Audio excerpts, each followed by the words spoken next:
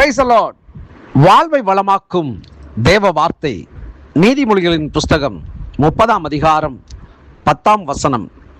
எஜமானிடத்தில் அவனுடைய வேலைக்காரன் மேல் குற்றம் சுமத்தாதே, அவன் உன்னை சபிப்பான், நீ குற்றவாளியாக காணப்படுவாய்.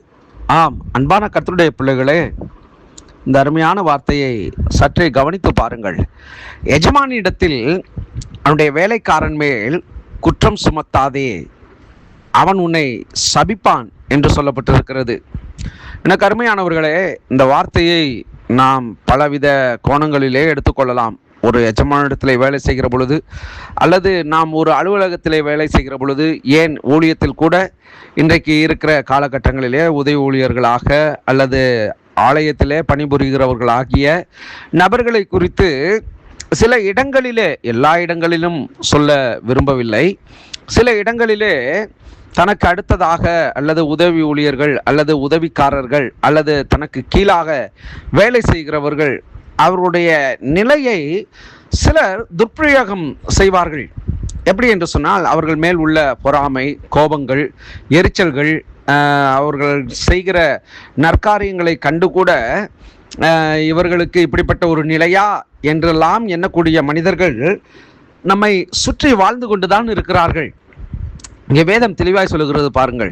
வேலைக்காரனை குறித்து அவனுடைய எஜமான இடத்திலே நாம் குற்றம் சாட்டக்கூடாது என்று சொல்லி, இப்பொழுது இவைகளை நாம் நினைத்து பார்க்க வேண்டும்.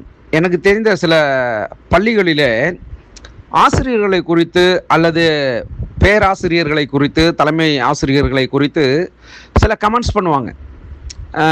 இது இப்படி தான், இது இப்படி அப்படின்னு அவர்களை குறித்ததான எதிர்மறையான காரியங்களை பேசி கொண்டிருப்பார்கள். நான் வேதாகம கல்லூரியிலே படித்த நாட்களிலே, அப்போது எங்களுடைய தலைமை, அதாவது பிரின்சிபல், அவரை குறித்து லெக்சரராக இருந்த இன்னொரு ஒரு ஊழியர், அவரும் ஊழியர் தான். வேதாகம கல்லூரிகள் என்று சொன்னாலே ஊழியர்கள் தான் நடத்தி கொண்டு இருப்பார்கள். அப்படி பார்க்கிற பொழுது பார்த்தீர்களென்றால், அந்த பேராசிரியரை குறித்து உதவி பேராசிரியர்கள் அல்லது அந்த தலைமைத்துவத்தில் இருக்கிறதான அந்த ப்ரொஃபஸர்ஸ் இவங்களாம் என்ன பண்ணுவாங்க, ஒரு சிலர், அதாவது எல்லாருமே இல்லை, அந்த தலைமைத்துவத்தை குறித்து அப்படியே ஒரு கேவலமாக பேசுகிற ஒரு காரியங்கள். ஊழியக்காரர்களை நான் சொல்கிறேன், குறை கூறுவதற்கோ குற்றப்படுத்துவதற்கோ அல்ல. அந்த தேவனுடைய மனுஷனினாலே அந்த வேதாகம கல்லூரியிலே பார்த்தீர்கள் என்றால் அநேக கட்டிடங்கள், மாணவர்களுக்கு வேண்டிய ஸ்காலர்ஷிப், இதை போன்ற அநேக காரியங்களை அந்த தேவ மனிதன் செய்தார். அவரை குறித்து அநேகர் அவரை காயப்படுத்துகிற நிலையை பேசுவார்கள். ஆனால் அந்த தேவ மனிதன் அதை குறித்து எவ்வளவேனும் காதிலே எடுத்துக்கொள்ளாதபடி அவர் கடந்து போவார். சிலர் இடத்துல, டீன் இடத்துல பார்த்தீங்கன்னு சொன்னால், ஸ்டூடெண்ட்ஸ் பார்த்தீங்கன்னா நிறைய பேர் நாங்கள் ஒர்க் பண்ணோம், காலையில் எழுந்ததும் சாப்பல் ப்ரேயர் முடிஞ்சதும் கொஞ்சம் வேலைகள்லாம் செய்யணும். அப்படி ஒரு சிலர் டிமிக்கி அடிப்பாங்க. அப்படியே இருந்தாலும் சிலர் என்ன பண்ணுவாங்க, அப்படியே சமாளிச்சுட்டு போயிட்டுருப்பாங்க. அப்போ அவர்களை குறித்து அங்கே டீன்கிட்ட சொல்கிற பொழுது அந்த மாணவர்கள்லாம் என்ன சொல்லுவாங்க, லே உனக்கு இது வேலையா அப்படின்னு சொல்லி அதை சொல்லி கொடுக்குற நபர்களை குறித்து கசந்து கொள்வார்கள். இன்னும் சொல்லணும்னு சொன்னால், நான் ஊழியத்தில் இருந்த நாட்களில் என்னை குறித்து கூட சில தவறான காரியங்களை மேலே, அதாவது ஊழியர்களிடத்திலே சொல்லுவார்கள். எனக்கு கஷ்டமாக இருக்கும். சில நேரங்களில் வார்த்தைகள் கடுமையாகி விமர்சனங்களும் அது கோபமான ஒரு நிலைக்கு போய் அடிதடியை கொண்டு வருகிற ஒரு நிலையை கூட நான் அனுபவிச்சிருக்கிறேன். அப்படிப்பட்ட காரியங்கள்லையும் செயல்பட்டிருக்கேன். இதை எதற்கு சொல்லுகிறேன் அப்படின்னா, எஜமான இடத்துல வேலைக்காரனை குறித்து குற்றம் சுமத்தக்கூடாது.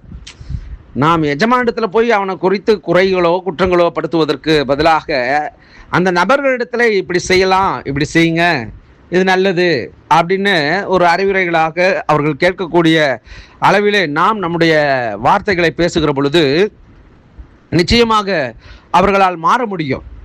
அதனால தான் இந்த வேத வாக்கியம் சொல்லுகிறது, எஜமான இடத்துல அவனுடைய வேலைக்காரன் மேல் குற்றம் சுமத்தாதே அப்படின்னு. இந்த வார்த்தைகளை சொன்ன பொழுது நீங்கள் புரிஞ்சிருப்பீங்க. நிச்சயம் நாம் நம்முடைய வாழ்க்கையில், நம்முடைய ஊழியத்தில், நம்முடைய குடும்பங்களில் நமக்கு கீழாக வேலை செய்கிறவர்களை குறித்து நம் மேலிடத்தில் தவறான காரியங்களை அவர்களை குறித்து நாம் சொல்லக்கூடாது என்பதை இந்த வாக்கியத்தின் மூலம் நாம் அறிந்து கொள்ள வேண்டும். ஜெபிப்போம். நல்ல தகப்பனே, இந்த வார்த்தையின் மூலியமாக எங்களோடு நீர் இடைபடுகிறதற்காய் நன்றி.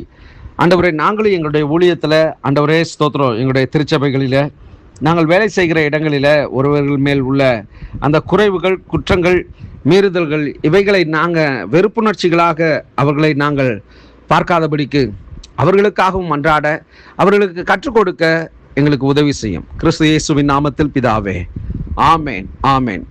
God bless you.